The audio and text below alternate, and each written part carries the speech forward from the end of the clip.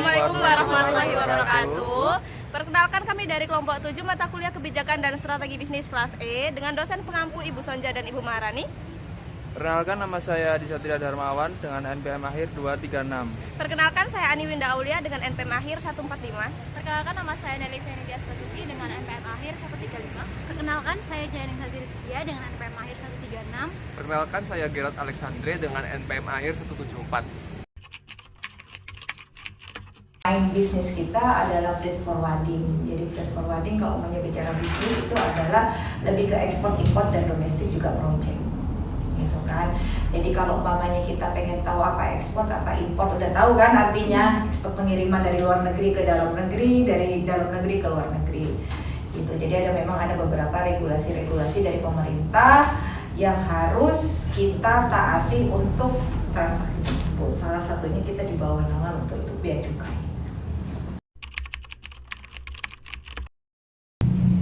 Dari mana orang mengenal LBN? Pasti dari orang-orang yang sudah pernah booking ke kita. Di situ kita dapat profit, di situ kita dapat customer baru, klien baru, semuanya seperti itu. Di sisi lain, kita juga visit sama juga, visit ke pabrik-pabrik. Jadi kita punya database di Pasuruan itu, pabrik-pabrik di Pasuruan itu sebelah Pasuruan Timur apa aja. Kita punya database itu, jadi kita datangin sama visit juga. Nanti kita list seberapa tingkat ekspornya itu seberapa tinggi, tingkat importnya itu seberapa tinggi.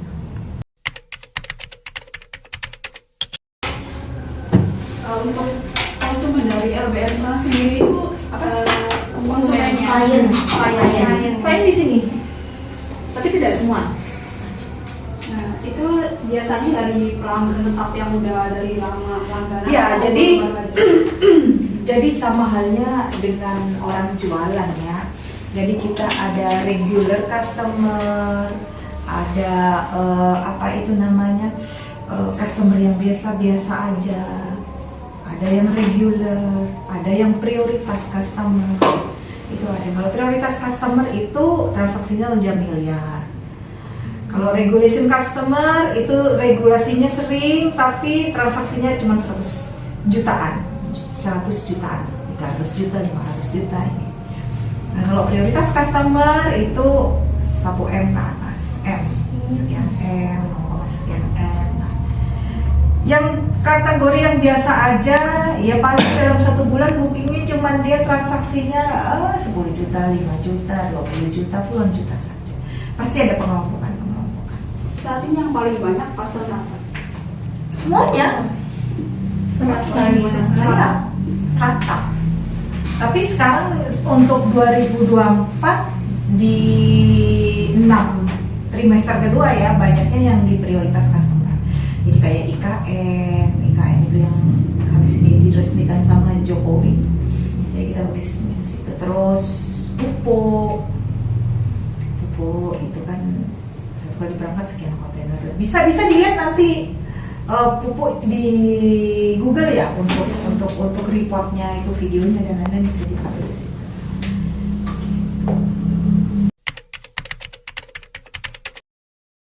Ada nggak sih Bu kayak kendala yang benar-benar nggak bisa dihadapi, terus penyelesaiannya gimana? Kendala yang nggak bisa dihadapi ya kalau customer nggak mau bayar. Ada. Nah, cash flow-nya kan pasti macet. Bagaikan kita masuk ke gerbang tol, pastikan saldo Anda cukup. Nah, kalau nggak cukup kan macet nih. Mandek, transaksinya yang lain, cash flow-nya mandek juga, pembayarannya ke vendor juga mandek. Gitu. Nah itu kalau apa kendalanya kalau customer nggak bayar. Tapi solusinya apa? Solusi pasti ada solusi, karena kan kerugian itu dengan keuntungan kan pasti lebih besar keuntungan. Pasti ada tukar guling ya dari situ. Jadi dia akan tertutupi dari profit yang lain. Gitu. Pastilah kalau itu. Tapi jangan sampai itu terjadi. Nah, perusahaan itu akan sehat apabila cash flow-nya itu lancar. Gitu. Kenapa perusahaan-perusahaan yang gede itu merger dan lainnya, karena cash flow-nya nggak lancar. Jadi terkait kendala, saya mau nyinggung lagi soal kendala. Jadi kan tadi bahas kendala sama customer yang nggak bayar ya. Tapi kan pernah nggak ada kejadian dimana kayak pengirimannya itu mengalami penundaan? Pasti. Jadi kayak waktu kemarin itu kan saya juga ada pengalaman Kiamat juga kontainer.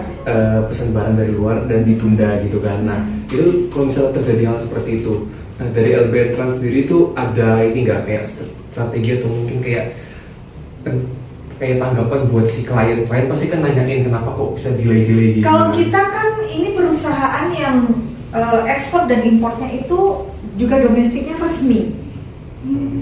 Jadi kalau namanya delay pasti ada delay notice.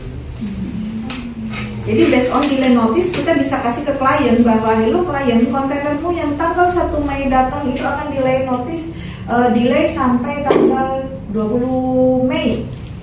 Kita pasti akan kasih ke mereka. Oh, kalau dari LBN Trans sendiri itu kalau misalnya terjadi delay itu apakah kayak ngasih kompensasi atau seperti No, enggak. Pemberitahuan aja. Kompensasinya tidak ada. Kecuali kalau umpamanya ada barang hilang, misalnya ngirim ke Singapura, terus barangnya hilang, misalnya ini kenapa, kok menyangkutnya di mana? Nah, biasanya mereka itu pasti akan di cover dengan insurance. Ya, karena kita kan lembaga resmi, jadi pasti ada cover insurance. Jadi insurance yang berperan untuk kerugian tersebut. Jadi nggak ada hubungannya dengan kita. Bayarlah di bawah kita adalah custom brokerage, McLaren. Jadi dua. Ini saya mau kembali lagi ke strategi pemasaran yang sudah dilakukan sama LBN Trans ini. Tadi kan selain tadi yang sudah disebutkan LBN ini punya database gitu ya untuk community. Nah selain itu ada lagi mungkin strategi pemasaran yang dilakukan. Strategi misalnya buka booth. Buka booth pernah tidak? Buka di UPN kan juga buka booth kan? Iya. Satu, terus habis itu menghadiri member kita kan tercatat di luar negeri di JJ Trans. Jadi kalau umpamanya kita ke luar negeri ada lembaga perkumpulan para forwarding gitu kan? Ada wadahnya di luar negeri itu ada banyak. Ada JJ Trans itu dia lebih ke Cina side. Jadi ada lagi WCA dia lebih ke bagian mana? Lebih penjuru dunia gitu. Jadi upgrade-nya dari situ. Dari situ mereka mengenal kita LBN. Jadi nggak cuma di Indonesia aja gitu. Jadi kita ininya harus ikut member di luar negeri pasti gitu. Terus kalau umpamanya untuk penerbangan untuk udara namanya IATA. Jadi kita punya sertifikasi IATA. Saya mau nanya aja Bu, yang kembali yang masalah hambatan tadi untuk LBN untuk mencegah risiko nggak bayar gitu, gimana LBN mekanisme pembayarannya yang aman gitu, maksudnya gimana? Iya harus aman memang. Maksudnya, salah satunya iya. Kita harus melihat perusahaan yang booking ke kita itu kan harus kita lihat dulu. Ini perusahaannya ya kan harus kita lihat dulu. Kan kita punya screening betul. Dan kita juga punya akun di bank kan. Jadi perusahaan ini kan ada di BI checking dari apa kan kita bisa tahu dia macetnya di mana, ininya di mana. Jadi kalau perusahaan macet ya harus kita kerjakan. Gitu. Karena kan nilai transaksinya kan besar pasti dan itu dolar. Berarti alurnya itu kayak DP dulu apa setelah barang datang baru dilunasi? Ada yang sistem pembayaran itu ada yang cash, artinya setelah selesai pengerjaan itu dibayar. Ada yang 2 minggu, ada yang 30 hari. Ya alhamdulillah, ya jarang sih terjadi. Ada tapi jarang terjadi. Itu kenapa kita harus men-screening. Ada targetnya juga ada course, ada targetnya. Di sini kemarin itu berapa ya? Kemarin di atas 20 ya, 2023. Sorry, sekarang 2023 itu berarti pencapaian 2022 itu sekitar 25 kan salah. Naik terus. Nah, of course harus naik terus dong. Itu lebih ke penghasilannya atau berpenghasilan. Sejauh ini LBN Trans pernah nggak dikontak untuk orderan dari luar ke sini gitu? Ya sering. Oh berarti pihak luarnya tahu LBN dari? Tahu. Jadi kita setiap kayak kemarin itu di Shanghai kita ada acara di Shanghai, beberapa member-member semua yang bergerak di bidang forwarding, international freight forwarding, kita ngumpulnya di Shanghai. Jadi di situ kita ngumpul, oh ini dari PT ini dari PT ini, dari PT ini, dari PT ini, sedunia. Oh, Gitu. berarti event-event nggak hanya di Indonesia berarti ya? Kalau ini biasanya banyaknya di luar. Oh iya. Freight forwarding kebanyakan di luar. Biasanya kalau di Indonesia itu mesti di Jakarta, kebanyakan di Jakarta sih. Jakarta sama Surabaya. Surabaya hanya untuk organisasi yang sama juga ada organisasi sendiri untuk pengusaha-pengusaha internasional freight forwarding juga di Indonesia. Itu Alfi namanya, ada Alfi, ada Ilva, ada pebisnis kan banyak, ada Kadin, ada HIPMI, itu kan orang-orang bisnis semua. Nah kalian kalau lebih mau fokus di bisnis, masuk di Kadin, masuk di HIPMI. Nah kalau organisasi ormas-ormas yang lain pengen masuk ormas dan organisasi politik bisa ke HMI, apalagi PMII, PMII, ya kan? Nah itu pasti ada lembaga-lembaga khusus, wadah-wadah khusus yang membidangi dan mewadahi bisnis. Ini kan perusahaan itu kan pasti kan nggak bisa berjalan kalau SDM itu kan tidak mumpuni ya. Ya. Nah, dari PT LBN Trans itu tuh ada nggak sih bagaimana cara PT LBN Trans itu mengelola SDM yang dimiliki itu agar kegiatan operasional tuh perusahaan itu dapat berjalan dengan secara efektif dan efisien? Salah satunya yang masuk ke sini harus berpengalaman. Harus ada experience. Of course, minimal 2 tahun. Iya, harus kenapa? Berarti kamu harus makan dulu di sini. Nah, lu jadi dokter, harus makan dulu di sini berarti. Minimal 2 tahun pasti, S1 pasti. Gitu. Karena ini bergerak di bidang ekspor import ya, hubungannya sama overseas. Jadi semua komunikasinya pasti bahasa Inggris, pasti gitu kan. Terus transaksinya juga mata uang asing, otomatis kita komunikasinya dengan orang-orang asing pasti, dengan agen-agen di luar negeri di dunia itu pasti. Selain itu ya, mampu bahasa Inggris ya aktif.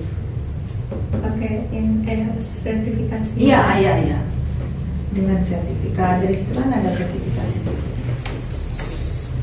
Sama halnya juga dengan accounting, dengan kasir, dengan pajak, dia harus punya lisensi untuk di sini. Karena kan kita mau menjual, kita harus tahu produk knowledge-nya seperti apa kan gitu. Jadi saran pengalaman itu pasti. Ini kalau boleh tahu karyawan di sini totalnya berapa ya? Di Totalnya nggak sampai 30. Nggak sampai. Dan semua kita tersertifikasi. Jadi ada PPJK, jadi ada orang yang ngurusi import untuk PIB dan PEB. Jadi International Freight Forwarding itu ada juga divisi yang namanya PPJK MKR. Nah, tapi tidak semua forwarding itu punya PPJK. Nah, PPJK itu adalah suatu lembaga, suatu departemen yang dimonitoring, yang dikendalikan oleh LIA misalnya, yang punya sertifikasi yang diterbitkan oleh bea cukai. Jadi ketika barang si dia mau import barang ke Indonesia, otomatis dia ngasih dokumennya ke sini. Nanti dari sini dimasukkan semua nilai barang, ya kan, nilai barang, terus dikonekkan dengan bea cukai. INSW. Oh ternyata barangnya dia 100 juta, ketika masuk di Indonesia ada biaya masuk, ada pajak, ada ini yang harus dikeluarkan adalah sebesar misalnya menjadi 125 juta. Nah dia yang tahu, saya nggak tahu. Saya nggak tahu karena saya nggak punya sertifikasi. Sertifikasi saya tidak connect dengan bea cukai. Sertifikasi saya hanya connect dengan agen-agen di luar negeri. Dia juga nggak bisa touch ke luar negeri, ke agen di luar negeri, karena dia tidak punya sertifikasi untuk ke sana, dan dia tidak punya keleluasaan untuk komunikasi dengan luar negeri. Dan itu juga sesuai dengan sertifikasi yang Of dimiliki. course, Departemen Angkatan masing-masing. Ada lagi? Oke. Kalau dari PT LB Trans ini sendiri itu misalnya setelah karyawan itu diterima gitu, itu dia ada kayak pelatihan atau mungkin ya. Dengan Setelah sekian ada pasti ya kayak ujian. Jadi kayak saya misalnya punya sertifikasi ekspor. Nanti tiap tahun kan berlaku, sertifikasi berlaku 1 tahun. Nanti kemudian ujian lagi, dikadin, ujian lagi gitu. Nanti impor ini ujian lagi, terus kayak gitu. Kita juga lihat di LB itu juga ada cabang di Jakarta ya. Nah itu ada nggak perbedaan kayak misalnya kayak di perbedaan antara pusat dan cabang, jadi kayak misalnya di cabangnya itu ngurus bagian ekspor, misalnya ekspor aja, sedangkan di pusatnya bagian impor. Karena kita semua cabang itu harus dengan bidang yang sama, dengan servis yang sama, dengan jasa yang sama. Ekspor, impor, domestik, custom clearance. Jadi baik itu di pusat ataupun cabangnya semuanya Sama. bayarannya sama semua ya. Sama. kalau boleh tahu ada berapa cabang di mana? Kalau sekarang LBN ada 2 cabang, headnya di Surabaya, branchnya di Jakarta. Nanti tahun ini akan buka di Makassar, Kalimantan. 4. Gitu. Nah LBN itu bisa dilihat di sini, didirikan, difounderin dengan 4 orang. Ada Bu Linda, ada Pak Karin, 3 orang. Terbentuklah mereka jadi satu kesatuan membentuk LBN. Untuk bisnis ini kan termasuknya ekspor impor ya. Nah itu kan berkaitan dengan regulasi dari bea cukai. Sejauh ini ada regulasi yang memberatkan bisnis masih yang memberatkan gitu. Of course, bea masuk kalau tinggi, ya kan otomatis kan nilai masuk dan nilai keluarnya kan juga tinggi. Para pengusaha kan juga nggak bisa jual. Ya kan ada di IG kan dan berita-berita kan ada TKI yang masuk ke sini, dia udah belanja banyak, tapi ternyata nggak bisa ketahan. Karena apa? Dia nggak punya izin impor. Karena barangnya banyak, ada TV, ada apa kan gitu. Karena semua barang masuk dan keluar itu pasti ada pajaknya. Sekarang pajak seperti itu. Pernah dapat klien perusahaan baru yang dia awalnya nggak tahu mau ekspor impor lewat apa, terus DM Instagram nggak dapat? Pernah, sering malah. Kebanyakan mereka yang lewat Instagram tidak punya izin ekspor atau mau impor. Dia punya barang mau jualan ke luar negeri, tetapi tidak punya license. Gimana Bu caranya supaya bisa? Aku mau jualan, lo bisa pakai under name, pakai izin ekspor lain, perusahaan lain yang bergerak di bidang dengan komoditi yang sama. Oh berarti nggak pakai resmi langsung Nggak. saya nggak punya. Boleh memakai perusahaan lain under name, namanya istilahnya under name, tetapi pajak tetap harus dibayar. Oh berarti pajaknya tetap. Pajak tetap harus dibayar. Tapi saya sedikit menyinggung juga soal bea cukai tadi kan, ada nggak sih dari PT LB itu pernah nggak kayak bermasalah sama bea cukai? Dan Pernah. gimana cara menyelesaikan permasalahannya? Kalau kita dengan bea cukai itu jarang, karena kita kan broker ya, custom brokerage ya. Mungkin yang bermasalah adalah kliennya kita. Misalnya, Masalah harganya mungkin. no, Bukan. kalau dengan bea cukai itu biasanya dipajak.